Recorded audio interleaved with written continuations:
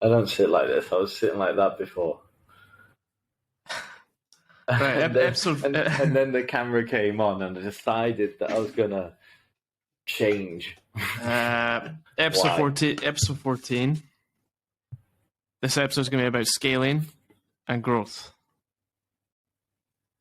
You're very measured today, Alex.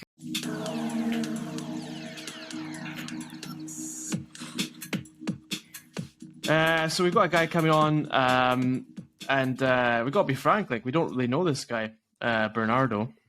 Basically, everybody. Alex. Alex is someone's sales pitched Alex, and we've created a new segment, a new style of show where we're just inviting people, random people, sales pitched Alex, basically. Yep. Yeah, this is the random show. So basically, if anyone just wants to walk up and join, they can join. Yeah. Looking forward to this one. Yeah. Should be interesting, but for now it's just me and you. Yeah. We're going to have that conversation yet. Well, basically, he just DM'd me. He said he's on Google Meet. Oh, he's coming in. He's coming in. You ready? Oh, he's coming in. Okay, Bernardo's joining. Change how we look. Nah, we're good. I've just accepted it. Wait, let me just check if I can hear you guys. Oh, hey. All good? How's it going, guys? Yeah, good. How are you? I'm good, thank you. Thank you. How are you guys doing so far? How's your day been? Busy? Good. Just a quick one, Bernardo. We're recording this. Is that okay? We're live this already? is going to go out on our. This is going to go out on our podcast. Awesome, amazing. Looking forward to it. Thank you for having me. First of all, guys, pleasure being here. Sure. To see you, mate. You're in London? Yeah, I'm in London now. I was actually raised in Portugal, but then moved here after uni. Then just eventually stayed here for the past 2.5 years now. But looking to move out soon as well. You guys, where are you based? Looking to move out? Yeah. Thailand. I'm in Thailand. You're in Thailand. Whereabouts? Yeah, I'm in Bangkok. Bangkok. How's that? Yeah, it's a good place actually. It's it's interesting. Interesting. I'm looking to go to Bali. I'm in Hong Kong. Here. Hong Kong. I wanted to go to Hong Kong actually as well. Yeah. It looks dope. Now, why do you want to go Hong Kong? Reason now. Just visit, yeah. Yeah, since I can work remotely, can just work from anywhere. So I'm looking to travel a bit as much as I can. So now I'm planning to go to Bali for a few days. Eventually move to Rome as well because I quite like Italy, the culture. My brother's there living as well. Yeah. And so, just travel a bit and work as much as I can. Make the most out of the entrepreneurial life, right? Yeah, I just got back from Bali a few weeks ago. Yeah, it's pretty cool. How is it though? Remote working, heaven kind of thing. Yeah. Because I've heard mixed feelings about Bali. I've heard people say it's a very good spot to go to, like to work and stuff. But I've also heard people say it's not as good as it seems. It gets a bit touristy at times. What are your thoughts? Yeah, I mean, I think you go through spells. Like I've only been there for like a week at a time, but I have friends that live there, and they say like, like when it's raining for like a month in a row, or like when the roads are like crazy, there's like traffic jams, and like it's like anywhere, there's ups and downs. I think with Bali. Yeah, definitely worth trying though. Yeah. Cool. Yeah, and Jake's Chiang Mai, big fan of Chiang Mai. That's the other place that people like to go. I'm a big fan of the world. Do you know what I mean? I could, if I could, I'd go to the Highlands of Scotland. You know that? You're just saying that because I'm from there. Nah, I love the Highlands, dude. I used to go there as a kid. But I mean, you kind of want to optimize for a warm place, I guess. Not Scotland. Why? No offense. I love the cold. Yeah, so just some background, Bernardo. Thanks for reaching out. Like, myself and Jake, like, just I don't want to bore everyone here, but like, we had corporate careers like for a long time, and like we're now kind of exploring like, like doing our own stuff, and like, Sounds like you're hiding something there, mate. No, I mean like we're kind of how can you explain what we do like succinctly? We're doing a lot of things. How do you mean? I mean, you could put it down to like an All agency, right, but we're doing I'll loads of explain stuff. Yeah, you go ahead. exactly You go ahead. what we do, okay? Right now, we do a combination of two things with an application building in the background. But the two things that we predominantly do is provide agency services to Chinese OEMs and brands expanding into North America and Europe. So The corporate. second thing that we do is we consult with London-based agencies to help them improve their communication in Chinese management structures. Okay, so hence the Hong Kong bit, right? I guess. Well, we used to live in China before. Both of us. That's Yeah. where me and Alex met. We met in Shenzhen. Yeah. Okay, awesome. And how's that going so And far we for do you this guys? podcast. I need to do the podcast, yeah. Yeah. And we do the podcast. Yeah, we're a media company as well. Yeah, exactly. Yeah, Awesome. How's it going? How's it going, Jake? it's lovely. You know, It's lovely. can't complain. That's with a slight sense of irony, but at the same time being very grateful and appreciative of this wonderful life that I have the opportunity to live. Love that. What were you guys doing before in a corporate sense? Alex, start reverse engineering your career, bro. Nah, it's nothing really. It's just we worked in tech companies, like hardware companies. Mm-hmm. So you know, like where we are, like southern China, that's where all the electronics come from, right? Probably the Yeah. headphones on your head. And we stumbled into like all these companies that make phones and headphones and TVs and all this stuff. So Cool. my last company was called OnePlus. It was like a Yeah. geeky like phone brand. Yeah. Mm-hmm. And, Yeah, they were huge Jake, back in the day. you were working for Jack. Yeah, and Jake was working for Jack Ma, which was interesting. Easy. Awesome. Yeah, they're good times. Good times. Crazy, but good times. Loved it. Very, again, grateful for the experience. So, Bernardo, like, what do you do, mate? What do I do? So I also come from a corporate background. So actually I went to uni, studied finance there up north in Warwick. I don't know if you've heard of the uni. Good place. Then came down and started working at Vanguard, the asset management firm. Did that for about a year and then realized, fuck this. Can I curse, by the way, or not really? Yeah, go ahead. Yeah. Okay, sorry for that. I was like, screw this. Okay, I don't want to do like this corporate route. Really want to do something of my own. First of all, because I was really unhappy with the job and what we were doing. Just didn't feel any sort of fulfillment at the time. And then eventually decided to go into Web3. So this was about 2 years ago. And we started a Web3 company in the DeFi space. That did considerably well. So we managed to raise 700K pre-seed from some big VCs.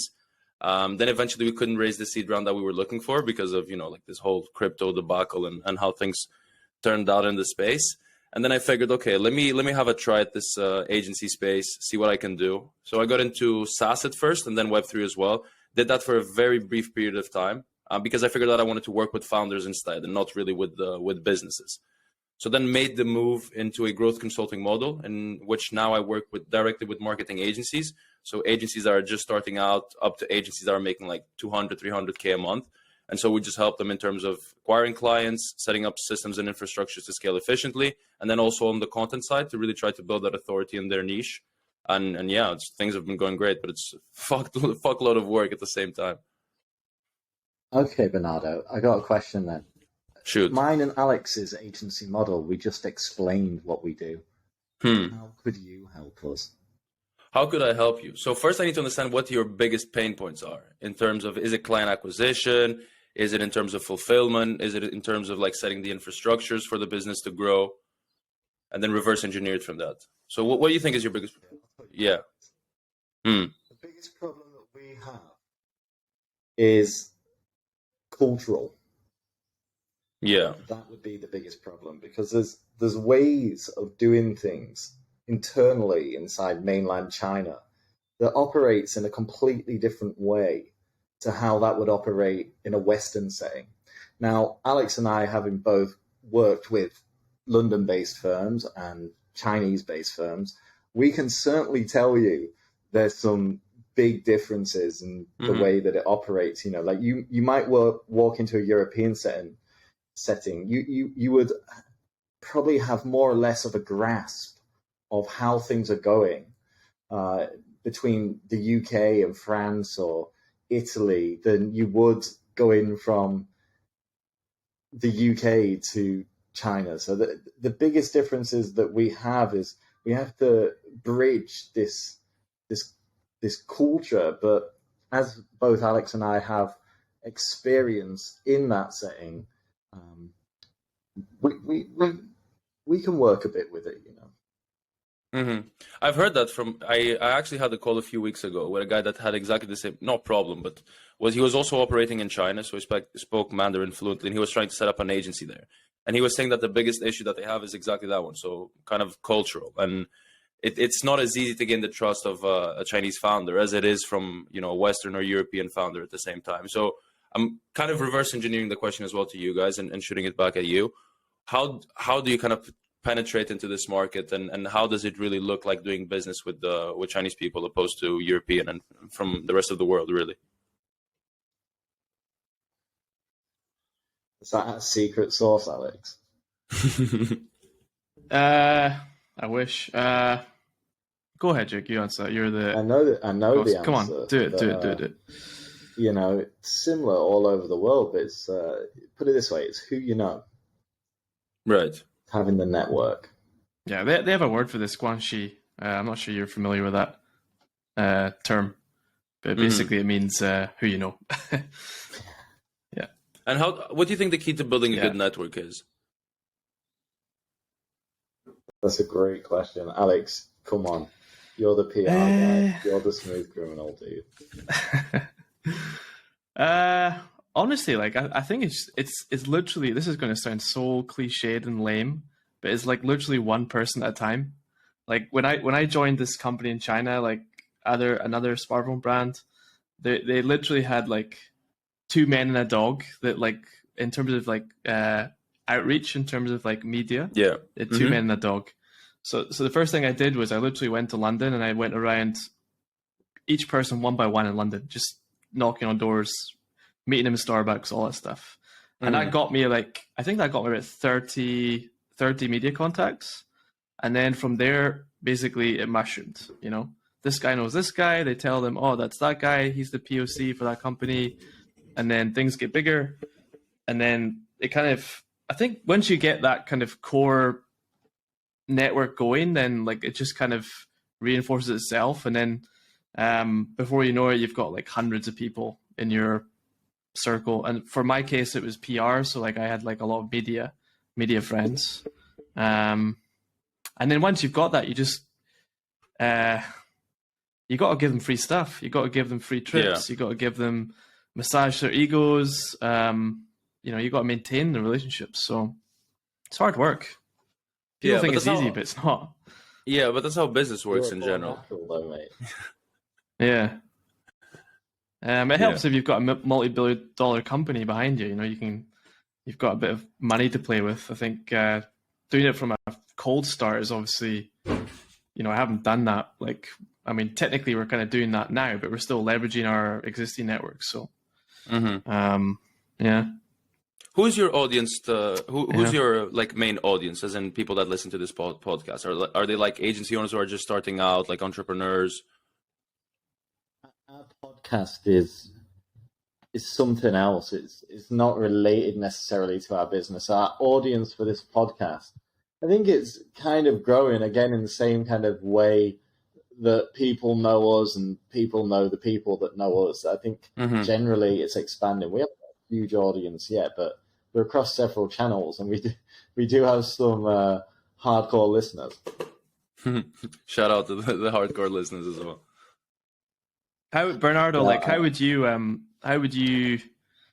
like, what do you say like's the best way to grow an audience right now? How are you? I think to lead with value, because people. I think like it sounds really cliche once again, but like leading with value, right? Because people can see through your teeth if you're trying to sell something straight away. And let's be honest, everyone that's like has their own services, there is a business owner, will try to advertise something and will try to sell something one way or another. But the point is that you can do that leading with value. And as I said, this goes back to the point that you were saying, giving out free stuff, massaging their ego, really understanding what the problem is first, and then giving the value and then asking for something in return. Because, and this is something that I see because I still take the majority of the sales calls at Avalanche, my business. But what happens is like the majority of the call is spent understanding their problem, right? And what this specific business is suffering with, and then giving me what my opinion is and what kind of guidance I would give them, or how I would take things if I was in their own shoes. So I think that's really the key, to lead with value, and then people feel like they owe you something. Because just in terms of psychology as well, right? So if you're on a call with someone, or if you're talking to someone, or you're trying to sell them something, if you give them so much, like they will be committed to giving you something back. And that might be booking a second call, that might be, you know, having like a paid audit of their services, whatever it may be, right? But then it kind of puts their guard down if they already know what you're worth and what you can provide to their business. And then just take it from there, and then you can kind of monetize that. I think like building an audience is probably the most important thing. And as you've seen Hormozi says so many times, like the way that an audience compounds against the way that capital compounds is insane. Like an audience, you can 10x your audience. If this podcast goes viral, for example, you can 10x the amount of people that listen to the podcast. But probably you can't 10x your net worth over the span of 3 or 4 days, because that's just not how it works. But at some point in time, you can choose to convert that audience into paying customers, right? So I think that's very interesting. And it's something that I quite like as well, like understanding like the kind of how the ropes work behind the scenes, and really like the psychology behind selling, and like how this whole thing works. Because you look at stuff, and sorry for going kind of on a rant and on a tangent, but like you see how these things work, and you see like all of these YouTube guys like putting out content and stuff. And if you take it at face value, it's one thing.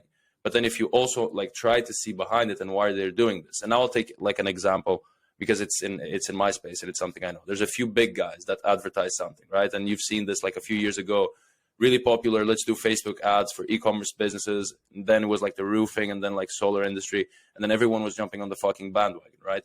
But what you don't see is like the point of you selling something is the uniqueness of what you're selling. That's why you're good at, and that's why you can price it to whatever price, because it's a commodity. But then if you follow someone else's advice, it just becomes, you know, common and becomes bland. It becomes something that everyone does at the same time, which in turn lowers the price because there's more supply of those services. But also those people that advertise those services and kind of promote their whatever they're doing, they have second intentions behind them, which is to drive traffic to whatever they're selling. And people that are just starting out and like looking up on these guys, like they don't understand that. But if you look at what everyone does, and you're already in the space for a bit, you can see that clearly, I think. Yeah. And yeah, so go on, Jake. I was going to apologize. People have some very loud cars. Yeah. It's crazy. You mentioned Hormozi there. It's Alex Hormozi, right? Yeah. Is it Alex Hormozi? Yeah. I can't. What does he do again? I forgot. I know the name. He's the one that does it. Basically, started multiple businesses. Has a girlfriend who he's also helped with multiple businesses, and they've done businesses together. And they've done just about every kind of like business, sales course related business that you can think of. So he's focused on sales. Yeah. He's a. Do you? Yeah. If you have the chance, read his book, 100 million. If you have the chance, read his book called $100 Million Offers, which he posted for free, I think. So you can just get that and read. And it's really insightful, like the psychology behind sales, how people derive value from your services, and how you can price your services accordingly to the value and perceived likelihood of achievement of the outcome that you're proposing to those people as well. Definitely someone to kind of follow. Very insightful. Yeah, we've talked a lot about sales. We've talked a lot about sales recently. I remember perfectly, and this is something I tell everyone that I work with, like agency owners, especially the ones that are starting out. Even if a client is unqualified, go on the call and take the call with them, because you improve every call that you take, as you know. Like it's just like a sport. Yeah. The more you practice, the better you get at it. And at the same time, like even though it might not be a right fit at the moment, and I assume this happens with you guys as well, even though it might not be a right fit at the moment, it's 6 months down the line. Like if they'll remember, okay, like this guy actually, when I jumped on the call, he took the time to help me, even though I didn't purchase anything off of him. And so it makes sense for me now to go back to him and see if I can take some more value. And maybe it's the right time for me to join whatever services or programs he's promoting. So yeah. So you're saying like if you get a prospect, you don't jump to someone else in a company. You stick with that guy or that woman. You know, Yeah. you don't just jump to someone else, right? Yeah. No, but I think Bernardo is also making the point that maybe your number doesn't come up the first time round, but in 6 months down the line, they might have assessed 3 different agencies, for example, and they go, you know what? Those guys 3 agencies ago, I think they're the guys that we need to go to. Yeah. Their presentation was awesome. Especially if you manage to have some sort of point of contact in between those 6 months, right? And that's why I assume like one of the reasons you guys do podcasts, like even content creation, like your personal brand, YouTube, posting on Twitter. If you manage to like always be on like in the top of their mind, regardless of whichever channel you used to do it from, then it becomes much easier for them to remember you. And that's why I think like longer form content, like podcasts and YouTube videos are such a good way of like warming up the leads in a way and establishing that authority, because it's insane. But like these guys that, let's say on YouTube, like me do what I do or me do what you guys do, you might be 10 times better doing what they do, but just because people have consumed hours and hours and hours of their content, they've established that trust and authority. So whenever they think about a specific problem that they want to solve, and they do this subconsciously, they're going to go to those people straight away, because they know, oh, I've seen this guy like 5 hours of his videos and he knows what he's talking about, right? So I'm just going to contact him, sign up for that discovery call, and then just take things on from there. Instead of you, who are much more qualified, but since you're not like, you know, on the top of the funnel and people don't see you as much, it becomes difficult to promote your services and kind of get out there. Yeah, I definitely agree with that. I think my main channel is WeChat. WeChat, yeah. But that's something that we don't use much here in Europe. I wouldn't blame you for not using it, to be honest with you. Yeah, the thing with WeChat is it's personal and it's business all in one feed. You know, it's like WhatsApp. You can't really experience it until you live in China, though. Like, it would be like, imagine getting a piece of alien technology, and until you return to the planet, it didn't do anything. Do you know what I mean? Because WeChat is like, you can communicate with China, but you can't pay, order food. Yeah. You know, it's like everything. It's like the application in itself has like mini applications inside it. It's pretty cool. But once the again, whole ecosystem as well, with like the hardware. That's what I was going to say. But that's how you build a good product. Like you have all of these complementary services, like the way that Alibaba has done it, and kind of the web that they have built. It's what makes them like huge company, right? Well, now it's kind of gone to shit, but yeah, still a huge company and good products. It's gone that way since Jake left. Yes. Yeah, exactly. You know what? It's no longer the same. It was fun. I was there, yeah. Speaking of tools, like Bernardo, like what tools do you like using? Because we actually we did like a big kind of plan a few weeks ago, and we listed all our tools that we use. Like what tools do you like? Right. I would say I'm very simplistic. ChatGPT. Like I think ChatGPT for sure, yeah, for copywriting for a fact, yeah, and to write emails and stuff. Use it every day. Every day, wake up and type onto GPT, what am I gonna do today? Say hello. Say good morning to ChatGPT. Yeah, that's also a very good one topic. Thing, though. I'm gonna tell a quick story here. This is After Dark podcast for me and Alex. So I'm gonna say something. Okay, this person probably isn't a hardcore listener. Is within our target audience. But I'm not going to say too much. I have a good friend, and they told me that someone in their family had passed away, and I'm very awkward in those situations. So I asked ChatGPT how I should respond, and it typed a reply. Obviously, I didn't I didn't copy and paste, but it helped me communicate in a way that I thought was appropriate, that I wouldn't have necessarily, the awkwardness of the situation, I wouldn't have produced such a nice response that I thought was more apt, because I'm emotional when I'm thinking, I'm going, how do I respond? ChatGPT, solves there's it no for you. Emotion, is there? So, it resolved it. I was like, why didn't I think of that? Yeah. Insane tool, actually. It's a crazy tool. Yeah, and it's just going to get fills in everything. Yeah. The thing, the Go for reason it. I'm stating that is because I've realized that ChatGPT isn't just in my work life anymore.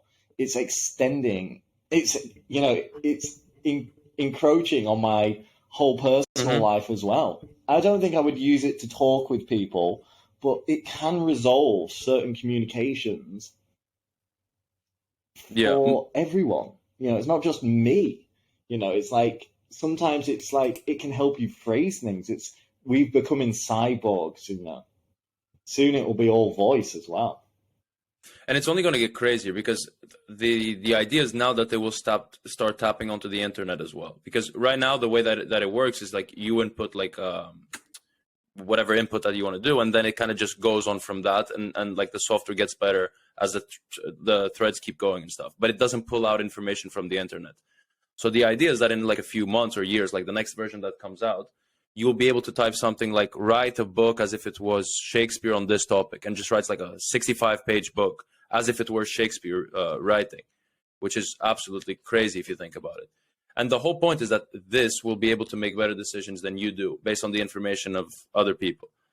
I actually like I read this book called Homo Deus. I don't know if you've heard of it. Very famous book. There's Homo sapiens as well. Yeah. So essentially, like what they were saying, and it kind of goes to the point of ChatGPT, kind of, is that if you had like this algorithm that knows all of the decisions that you've made in your life, and if you're in a situation where you have two girls that you can get with and decide to get married, based on like your previous text conversations, the type of person that you are, their previous text conversations with whoever they are, that algorithm, and knowing like what you like and what you don't like and what you're looking for, and same goes for the other person, that algorithm can perfectly make the right decision as to who the best person is. And not only can they tell you that, but they can also tell you like with the probability of like success of that lasting for a longer period of time and why that's going to last. So if you think about it, like that an algorithm can make a decision that's so big and so easily, and yet you can't make it, then up to which extent is like an algorithm good for everything that you do in your life, right? Because if you allow on the this level of predictability. Right, but like if even emotion can be predicted, because emotion and like the way that you behave is a consequence of your like upbringing, of the experience that you felt, right? So if the human, like as a machine, is prone to error, like these things are not, because they're based on like algorithms and like the input that millions of people and whatever it is, the size of their databases. So up to which extent is like, are we needed like to function?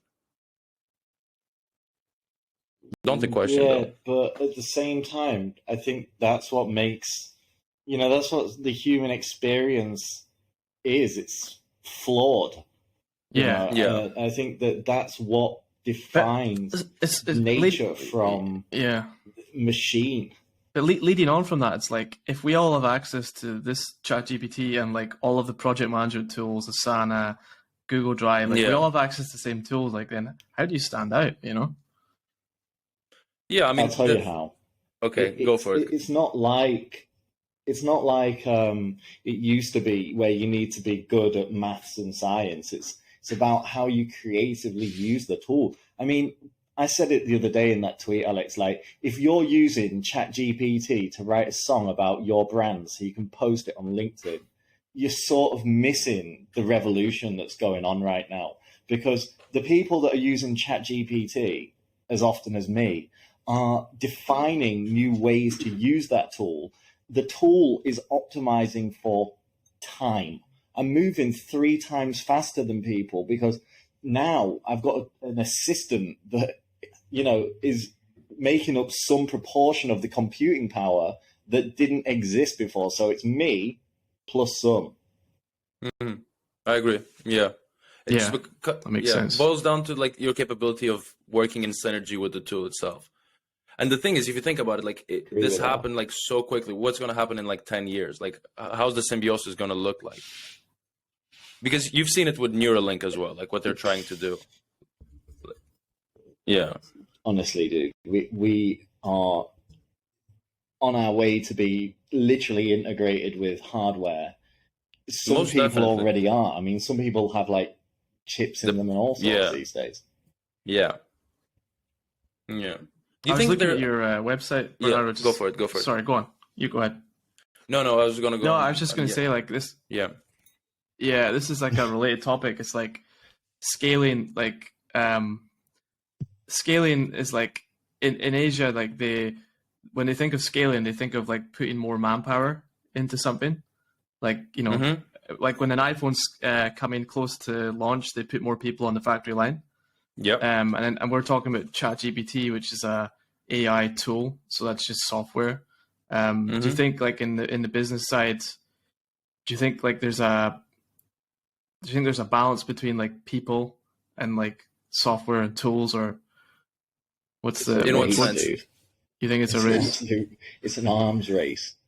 Yeah. Well, there's agencies out there that are like super huge staff, like they have hundreds, if not thousands of people, and you've got other ones that are really small and lean, and they deliver good work. It really comes down to like any company, I guess. But. Yeah. I mean, as a business owner, you want to optimize for being as lean as possible, right? So like the way that you have to do it, and this is kind of the outlook that I have on other businesses, and in general, like in the business world, you need to understand like out of the scope of and the breadth of tasks that you do, what are the ones that are most laborious and which ones take away the most of your time? And then you start by cutting those out and seeing how efficient you can make them. So for example, like prospecting, like doing outbound, client acquisition, all those sorts of things, like you can easily automate it. There's tools to send automated messages on Twitter. There's email marketing campaigns in which you can blast out 100,000 emails per month. Like then there's all of these tools that make project management easier. Then you kind of just look at that like that way. But the thing is, as you said, and going back to that point of the balance, I think that as time moves forward, like the bigger the number of tasks that you'll be able to do with automation. And that's going to be best because it, of course, like increases the top lines as well. Because then you have less people to manage. It's easier to manage software, of course. And yeah, I think business is going to change a lot in the course of the next few years. I would agree. Yeah. Fully agree. Go on, Jake. Obviously, Alex, I use a lot of software for different things, and it's very, very quickly replacing people. Do you know what I mean? Like, it's mad. And I'm not just talking like AI, I'm talking just people that have made user interface for running certain types of scripts on a web app. It's nuts. I love it. Where do you stand on the remote argument, Bernardo? Like I saw a lot of companies like Amazon, they want people back in the office. Because me and Jake, we differ on this one. Yeah. Okay. I think. Okay. I have kind of contradicting thoughts on this one. So I think you need to look at what you're optimizing for.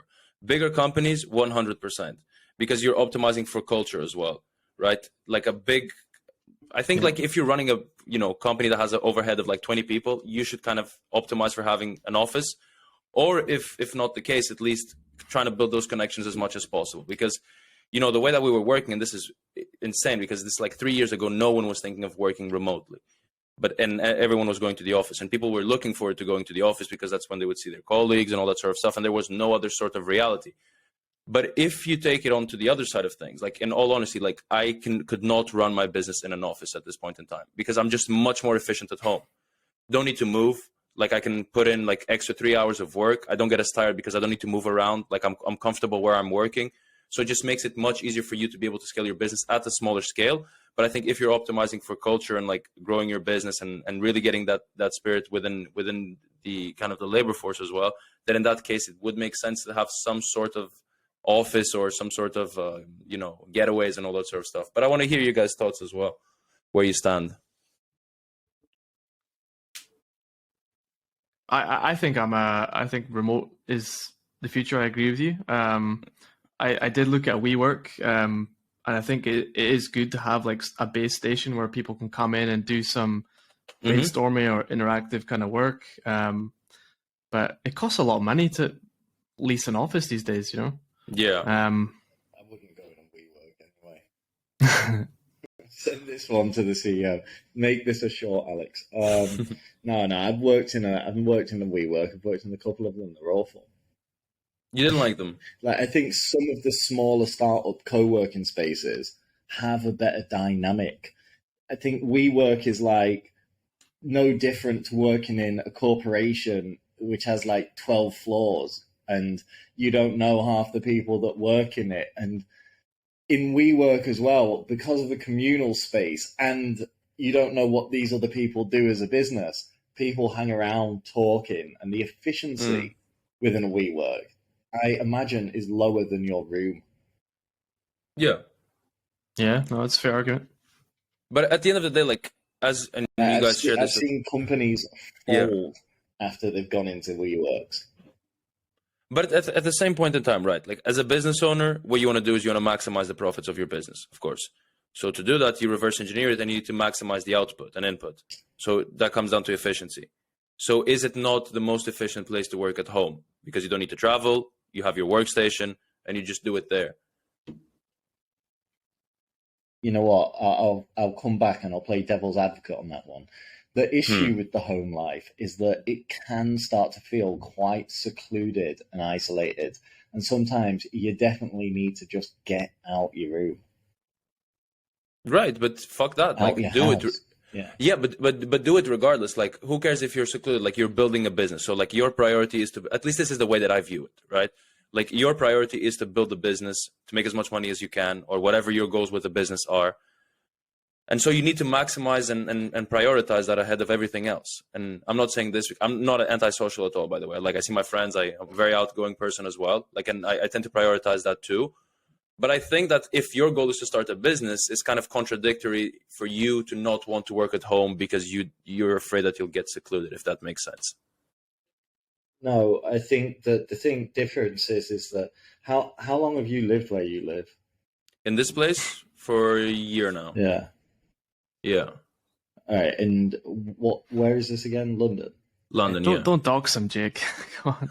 Yeah. Okay. And your friends from uni live in London? They live in London, yeah. But Right. I mean, me and Alex live yeah. in different countries. We have to establish those networks when we land, you know. Of course. Yeah. I think that there's two sides to it. Sometimes I need a change of pace, you know. If I'm secluded, I love going to a little cafe and whacking open my laptop and going, right, now I've changed my environment from this time to this time. I'm going to get this, this, and this done. And when I'm finished, close my laptop and then go home, and the pace has changed in the day. So I can find that, you know, if we're talking remote, not just about home, I can understand, because I can go to the cafe and have a social event. Yeah. I can even work in a bar on the night. I don't think there's anything weird these days about going to a rooftop like the one that you love in Bangkok, Alex. You know, cracking open your laptop and having a groany as the sun comes down.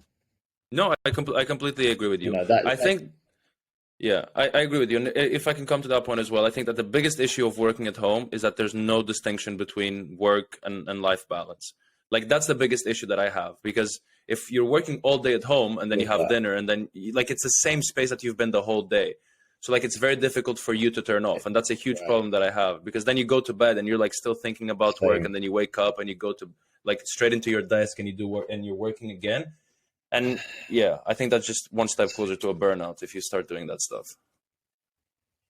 Right, exactly. I think that's kind of where I'm going. It's like, if we're talking at home, then yeah, but it can be a vicious cycle as well. Like, literally a cycle. Like, you wake up, you work, you're working, you go to sleep, you eat, and 3 meals a day, often in, you know, a similar space, if not the same space to where you're working. Like, I can quite often be eating and just not stopping, and unfortunately that's just how it is in my mind. It's not like I'm pushing to the max. It's like, okay, I'm compulsive with it. It's like, I need to do this. Yeah. Okay, so now I want to ask you a question, because you guys are older, like, you've been in this for a bit longer than I have.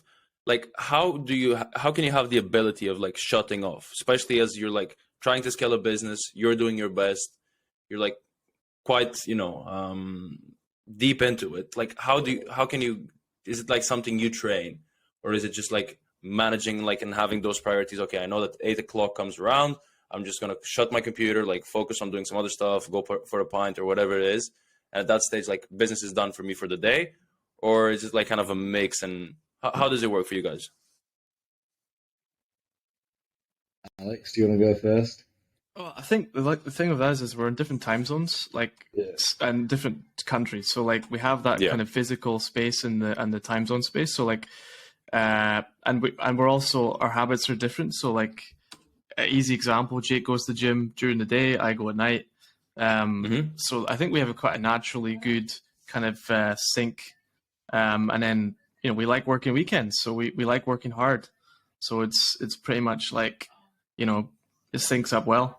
That's a great segue to what I was about to say, because when you don't work in a corporate space, every day's a Monday and a Friday. Every day's a Monday and a Friday at the same time. It's not like you work Monday to Friday. Friday comes and everyone's down the boozer. It's like I can go to the boozer whenever I want. And sometimes if I've had a hard Wednesday, I might go to the boozer on a Wednesday and not on a Friday. Like, I think every day for me is, I do have a lot of structure and routine though. I'm up every day more or less at the same time, somewhere between about 7 and 8:30, and that 90-minute window might seem quite large, but it's because generally I don't use an alarm clock. I just go to bed when I feel tired. Again, I think that's it. Sometimes that is my tactic. If I feel tired, I go to bed because I go, right, we're going to get a good 8 hours in, and in the morning we'll be in optimum condition. Yeah. I'll do that sometimes. If we've got a deadline the next day, I might even get an early night and an early morning and just crack on at a better pace. If I'm having like some fog, like brain fog, or my thoughts getting a little bit slow, or I feel tired, I might, right, let's get an early night, maybe set an alarm and get up early, or ensure that I get up at 7 and do like 2 hours worth of work before 9. So I mix it up. I think that's it. I think I mix it up. I'm structured, but it can be mixed up. Where do you stand on work-life balance, Bernardo? Are you pretty much like going ham like all the time, or? Yeah, it's still something I'm trying to figure out as we go as well. So I like, at least like my idea with this business was like to scale it as much as I can, and up to a point that I can start taking out tasks and moving from working in the business to working on the business. So the way I'm looking at it now is, okay, let's see what takes them the biggest amount of my time, which is sales calls, client fulfillment, onboarding, all that sort of stuff. So how many of those can I remove? How much time am I going to get back from that? And then it becomes easier to manage, because I feel like, I don't know how it was for you guys at the start, but like when you're scaling a business, you're just like doing everything to make this machine grow and doing everything you can to make sure that you increase your probability of succeeding. And so I think like it kind of becomes murky. Yeah. Sorry. Yeah, go for it. I'm getting my knees in the shot there. Yeah. No, I was about to say that I think you're absolutely right. I think that you do have to do that. But here's the other thing that I think you'll experience as the time progresses in the business. It's like you level up, and it's growth, right? You don't want to shrink. So as you go up the levels, your ambition and scale and size grows as well. So, you may go through a transformation in your business that,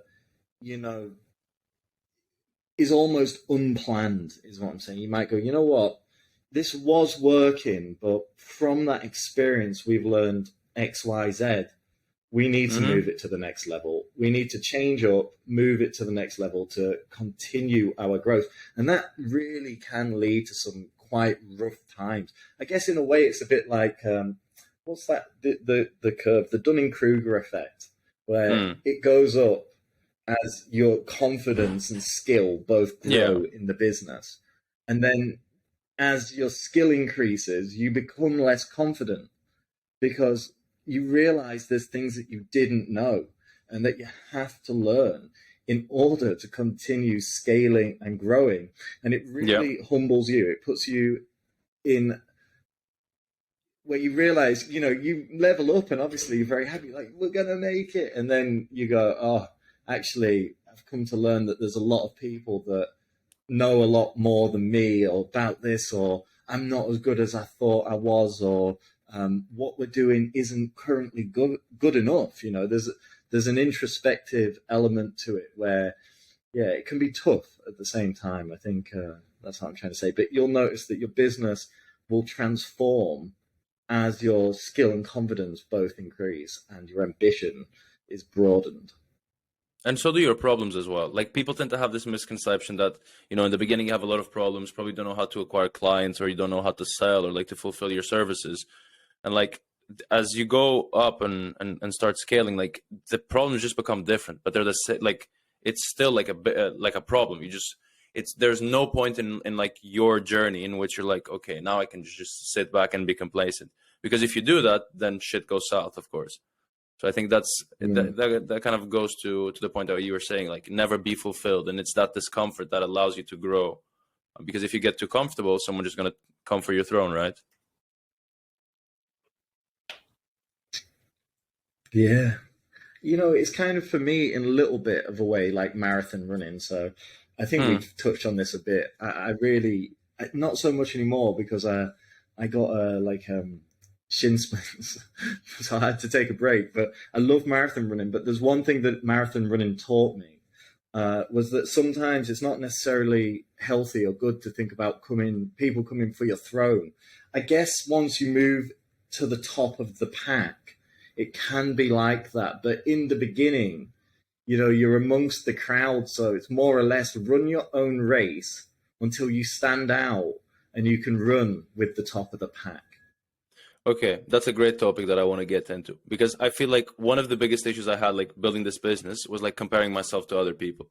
And I think that's also because of social media, and because you see everyone doing so well. Like, there's like this guy in the agency space, that the guy is exactly my age, and he's making like 10 million a year or something, doing exactly what I do, or like doing something similar, or whatever it may be, right? He's on his own And then journey. you're like, yeah, he's on his own journey, but then you're like, fuck, why is this guy chilling in the Alps and you know, making 10 mil without having to move a finger, it seems, or like so effortless. And I'm here sitting at home, fucking grimy London, 14 hours a day, just clocking in work. And yeah, why am I not in that position? But like, at the end of the day, you're running in your own race, and like, you have no one to compare yourself to but yourself. So yeah, I think it's very interesting, because as you scale your business, you also battle against yourself, like, in your beliefs and what you're going for. Mate, love that. Honestly, that's literally something that I've come to realize more and more as time goes on. I guess we're always going through this experience in life, right, where we accumulate knowledge, and therefore we can, you know, transcend who we once were to become something new. And again, we have the aspiration to better ourselves, right? Mm-hmm. But I agree, business, in a way, it teaches you that, because the only thing that really holds you back is you wasting your own time or investing your energy into something that is meaningless, right? It could be scrolling on TikTok. It could be having too many conversations down the bar, where it's no longer about chilling out, but actually it's a distraction from something that is important. Makes sense. Okay, so I have a question. I don't know if you guys like to talk about this topic, but where do relationships, like, especially with like your counterpart, right? Like, where do relationships come in when we're talking about business and like prioritizing a business? What are your thoughts on that? Alex, go on. Alex, go on, mate. No, I always thought about this question, like, do you need to go into business with someone you're friends with, or like just someone that can do the job, like someone's qualified, right? But I think longer as time goes past, I think you need to have both. I think you need to get on with someone on a personal level, and they have to be good. Yeah, that's it. Again, you know, that's a lovely little segue, but I agree. I don't know what more I can add. It's more like you have to recognize that if you're in that partnership, like me and Alex, it's not romantic, by the way, but if you're in it, you know, you have to recognize each other's strengths. And right, me and Alex, okay, I'm telling you now, when we do consulting for projects, we are unique. We are unorthodox, and it's because actually we've got incredibly different styles. Okay, we're totally different, but the combination, it produces something that's completely unique. Mm-hmm. I mean, that's why you're business partners also, right? Because Yeah, you I mean, complement each other. it's the Beatles analogy, right? Four very Yeah. different guys, put them together in a band. You know. And it works. How about you? Are you solo? You're solo, right? How does that work Yeah. out for you? Yeah, I think that's because I've had the previous venture that I was running, the Web3 one. We were three, and I think that there's pros and cons to both, right? It's definitely much more solitary doing it alone. Logically, the upside is much higher, but like the workload that you have is much more. I think the biggest con is probably not having anyone to bounce ideas off of, and even if you do, it's not the same thing as having someone invested into it. So it's very much different. But overall, I think it's just whatever suits you best. Like a thing is, if I'm working with someone, like I will expect them to put the same amount of work that I do, which sometimes may not be realistic, right? Unless they have the same goals and same motivations behind, setting up a business and making it succeed as much as I do. So I think that's maybe one of the reasons like why partnerships fall out, is because the goals of the founders are not aligned, and people want different things at different points in life. So it's very difficult to find that one person, especially at a younger age like myself. So yeah, those are my thoughts in regards to it. I don't think that really happens for us because of the way that, I mean, again, I don't want to go too much into it, but the way our business is structured internally, we kind of avoid those kind of conflicts. A lot of the reason why we work is when we come together on the creative ideas, when we start to like put our heads together, that's the HYPEWORKS. Yeah, and I think everyone's got to have their own. Sorry, just quickly add. Everyone's got to have their own project or baby. You've got to have your own kind of piece of it. Yeah, I think if there's no overlapping, it makes it much easier to work, and it increases the likelihood of the business succeeding. But if there's some sort of overlapping and you guys are doing the same tasks, first, it's not efficient, and second, it might bring up some conflict. So yeah, those are my thoughts in regards to it. I mean, we have a bit of overlap, obviously. We have a lot of overlap, but I think we just bring different things to the table. And we kind of evolve. I'll give you a good example. Alex has written, or mostly written, this plan, which personally I believe is too long. Okay, not that it's not detailed, it's phenomenal. Okay, there's a lot of time got into it, but at the same time, I can't follow it, so then that's where it evolves, because I come back to Alex and go, Alex, like, we've written this down, it's long. Now we need to evolve that and structure it. And even though you could argue that it's already a plan, for me and just the way that I work, I want something that's structured differently, that we can stick up on a whiteboard and everybody can see it. But maybe that's just the way that I'm used to working. So, like I say, we evolve on each other's ideas. We challenge each other's ideas. I go, okay, on this one, Alex, blah, blah, blah, we should follow the brief. And Alex might say, the brief says this, but we've also got to bring our own tonality and our own abstract concepts to the party. So then you will get this combination, this fusion of different ideas. And again, it makes us a little bit unorthodox sometimes, but the value of the HYPEWORKS. Yeah. I like the name also, HYPEWORKS. Why HYPEWORKS? Because it works. I mean, for me, like the take is like in our former life in tech companies, like they all aspire to hype, right? Like it started with the iPhone, and then every company since then we got to have hype.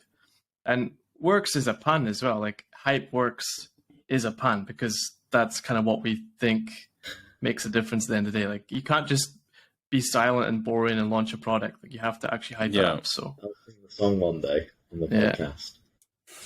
I was just going to ask a question actually. We always ask guests, even though we've only done 13 episodes, but every guest so far, we've always asked them like, what's one like piece of advice, killer piece of advice you could offer someone in marketing or like entrepreneurship or something? Put you on the spot, you know? Yeah, I'll have to think about it. Give me 1 second. What's the one piece of advice I'd give to someone? I'll give 2 pieces of advice. So the first thing that you need to do is to kind of reverse engineer where you want to get and how you're going to get there. I think having a plan is very important. And then I think you should always have 3 skills that you need to be successful in any kind of business. It's how to market, how to lead, and how to sell. If you know those 3 things, you can pretty much make it work in any business as long as you have the expertise, because the technical stuff you can learn. But like leading, selling, and marketing are very important. And I think it's good to know those 3 things and then also have a plan for how you're going to get there. Because you can break that down. Like people want to achieve like financial freedom, time freedom, and location freedom, right? So you need to have a business that will provide you with those. Let's say that's 50K a month. So what does 50K a month look like? 50K a month looks like 10 clients at 5K a month, right? So 10 clients, if my closing rate is like, let's say 20%, I need to have 50 meetings. Okay, 50 meetings. How many messages or like how many emails do I need to send to get those 50 meetings? So I need to send, let's say, 2,000 emails a month. So now my goal is 2,000 emails, and it's no longer 50K. And that's much more achievable than it is to get to 50K, right? At least the way you view it. And I think that you can apply that to business in general, especially like service-based businesses. Product is a bit more complicated because there's other variables to account for. But in general, I think, yeah, reverse engineering and having clear roadmap of how you're going to get there and what it is to get there makes it actually more probable for you to get there.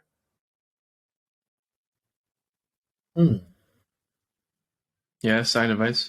I want to say one thing. I've got 2 things to say. One, I want to know what number 4 on your list would be. And number 2, you just said that product has other variables, but I agree it has a tangible element. But in some ways, I think what makes service so hard is that service, in many ways, it's just completely intangible. So it's harder in a way to measure something than a product, like a Samsung Galaxy versus an iPhone versus an Oppo Find X7 or whatever they're on now, or OnePlus, whatever they're on now, like Xiaomi, whatever. That's a tangible device. I can flick it, I can see what it's made of. But then there's the service business. Let's take the digital marketing space. Go on everybody's website. We worked with these. We done that. We delivered this, and exactly. this. Exactly. Completely agree with you. And what makes a difference is the personal brand. Because in service-based businesses, and I can talk about what I know, which is marketing, in that specific space, like there's an overlapping between corporate brand and personal brand. And that goes to the 4th. You asked me what the 4th point would be, and it's to build as much attention as possible. Because you leverage that attention into your brand. Because if I ask you, like, what is the best marketing agency in the world, you won't be able to tell me. But if I ask you, like, who is like the most known guy in marketing, HYPEWORKS, like who's the like biggest like guru or character in the space, you'll tell me a handful of guys. So the point is, like, the distinctive factor and the competitive advantage doesn't come down to the service. And I was telling you this before when I gave that example of you being able to execute your service better than someone that has a bigger following. But the point is that that person will be more successful because they've been able to attract more eyeballs into what they do. They've been able to establish more trust and authority. And so they've been able to convert that trust, that authority, that attention, those eyeballs into cash. So I think that's the most important thing. And you see this in the economy in general. Like now you have all of these big brands like these influencer backed brands like Prime with KSI and Logan Paul, like Mr. Beast, like The Rock with his tequila, whatever it may be. Like the reason it works is because they can leverage attention. Conor McGregor. McGregor with proper 12, like he probably, like most likely his whiskey is shit. Like I haven't tried it, so I can't talk about it. But there's a billion other whiskeys that are valuated at 1/3, 1/5, 1/10, 1/20th, and they're much better. But the reason people buy it is because they buy into the brand of Conor McGregor. So at the end of the day, you want to maximize as a business owner. You want to maximize for cash collected, for the revenue that your business generates. And I think like if you're not generating attention through YouTube, through content, and if you're really not trying to stick out, then you're leaving so much cash on the table. So much cash on the table. I think that's a fantastic piece of advice. Everybody, what Bernardo said. Yeah. Bernardo, what happens, just to counter argument there, like what happens if you're not a celebrity or you haven't got resources? Like, I'm just twisting your answer a Yeah. little bit. Like, I can already hear what's coming. how would someone Get out there, off your butt, and go and get it. Yeah, but how would someone? Yeah, I mean, aside from that, like, what's a clever way to do it? Like, you think growing a brand without much money, or But you don't need money. You just celebrity? need to get I out there. think what Alex is saying is, what channel, Yeah. if you had limited resources, would you pick? Because Yeah. it differs, obviously, based on what industry or business that you're in. But Yeah. you know, True. what's your little secret sauce? What channel? I think it's, well, like this is a whole different topic. Like, how do you get education from the internet and all that sort of stuff? Because and I'm kind of going to answer the question, but not going to answer, because like there's no clear answer to it, because the whole point of a course, and not getting into courses, is that all of that information is available online, right? But what they do is they aggregate the information into shorter format that's more easily consumable, and so that's easier for you to take in. But you can go out there, not pay £2,000 for the course, and find that information elsewhere. So the point is, like, if there's one channel that you can follow, not really. It's just like the culmination of all of them, and you being able to find like those nuggets of information wherever you want to find them, and then kind of making it. It's difficult to answer, because the way that your thought like process functions, and like the way that you build a business or like you build a service or anything, is like based on what you learn. But where do you get that information? And there's like many different sources of ways to get that information, and college is not one of them. But that's a whole different topic and a whole different podcast. Yeah. We're gonna get you back on a second one. Yeah, that would be my pleasure, guys. Yeah, I think we'll wrap. Yeah, we'll wrap up there. We usually do like an hour, but we'll have you back on again. That was really good discussion. Yeah, it was my pleasure, guys.